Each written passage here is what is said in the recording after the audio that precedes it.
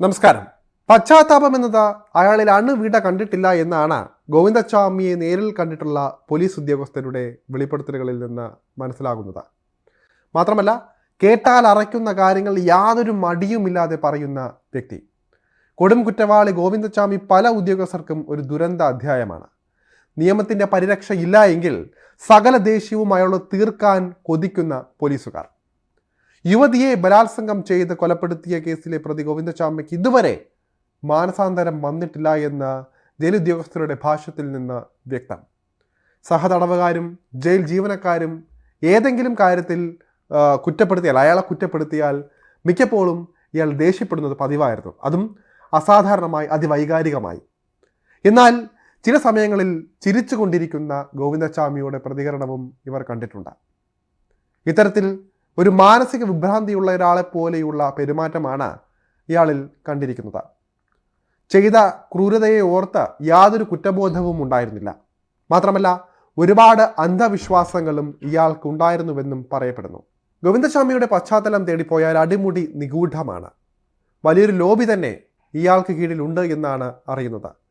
കേസിനും കുറ്റത്തിനുമായി ഇയാളെ സാമ്പത്തികമായും മറ്റും സഹായിക്കാൻ നിരവധി പേരുണ്ട് എന്നത് നേരത്തെ തന്നെ തെളിഞ്ഞൊരു കാര്യം കൂടിയാണ്. മാത്രമല്ല, ഇത്രയും കണ്ണിച്ചോരയില്ലാത്ത കാര്യങ്ങൾ ചെയ്തിട്ടും ജയിലിനുള്ളിൽ പോലും അയാൾക്ക് നല്ല സ്വാധീനം ഉണ്ടായിരുന്നതായാണ് പുറത്തു വരുന്ന റിപ്പോർട്ടുകൾ. ഇയാൾക്ക് മൊബൈൽ ഫോൺ അടക്കം ജയിലിനകത്ത് ഉപയോഗിക്കാൻ കഴിഞ്ഞതായി പറയപ്പെടുന്നു. ജയിൽ അധികൃതർക്ക് മേൽ അധികാരഭാവത്തോടെയാണ് ഇയാൾ പലപ്പോഴും സംസാരിച്ചിരുന്നതായും അറിയുന്നുണ്ട്.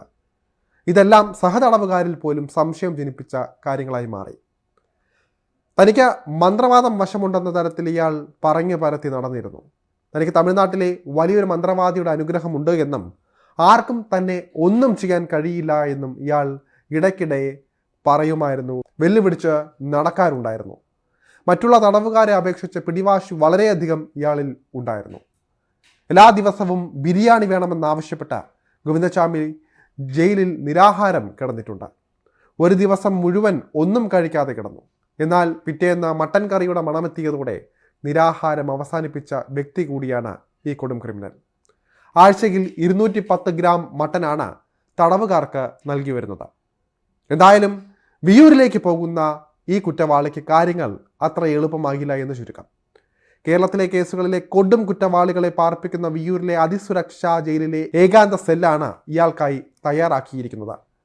536 പേരെ പാർപ്പിക്കാൻ ശേഷിയുള്ള ജയിലിൽ ഇപ്പോൾ 125 കൊടും കുറ്റവാളികളാണുള്ളത്. അവിടേക്കാണ് ഗോവിന്ദസ്വാമി എത്തുന്നത്. 4.2 മീറ്ററാണ് സെല്ലുകളുടെ ഉയരം. സെല്ലിൽ ഫാനും കട്ടിലും CCTVയും അടക്കം ഉണ്ട്.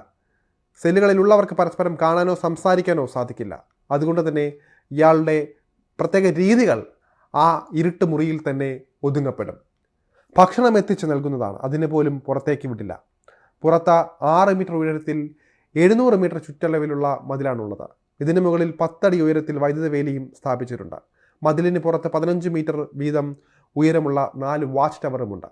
ഇതിൽ 24 മണിക്കൂറും നിരീക്ഷണത്തിന് ആയുധധാരികളുമുണ്ട്. ഭീകരവാദികളടക്കം കൊടും ക്രിമിനലുകളെ പാർപ്പിക്കാൻ അത്യാധുനിക സുരക്ഷാ സംവിധാനങ്ങളോട് കൂടിയ കെട്ടിടമാണ് വിയ്യൂർ സെൻട്രൽ ജയിലിനോട് ചേർന്ന് നിർമ്മിച്ചിരിക്കുന്നത്.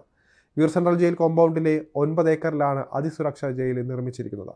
സ്കാനറിലൂടെ കടന്ന് വിരൽ പഞ്ചിങ് നടത്തിയാണ് തടവുകാരെ ജയിലിനകത്ത് പോലും പ്രവേശിപ്പിക്കുക. മറ്റു ജയിലുകളിൽ നിന്ന് വിഭിന്നമായി ഓരോ മുറികളായാണ് തടവറ സജ്ജീകരിച്ചിരിക്കുന്നത്. എല്ലാ മുറികളിലും നിരീക്ഷണ ക്യാമറകളുണ്ട്. അതിസുരക്ഷാ ജയിലിൽ തടവുകാർക്ക് തമ്മിൽ കാണാൻ പോലും സാധിക്കില്ല. സന്ദർശകർക്കും വീഡിയോ കോൺഫറൻസിംഗ് വഴിയാണ് കാണാൻ അവസരം ഒരുങ്ങുക. ഇവിടുത്തെ സുരക്ഷാ സംവിധാനങ്ങൾ അത്രയും കടുപ്പമേറിയതാണ്. ഇതിൽ നിന്ന് രക്ഷപ്പെടാൻ ജയിലിൽ കലാപം നടത്തിയവർ പോലും ഉണ്ട്. ആ രീതി തന്നെയായിരിക്കാം ഒരുപക്ഷെ ഇനി ഗോവിന്ദസ്വാമി നടത്താൻ പോകുന്നത്.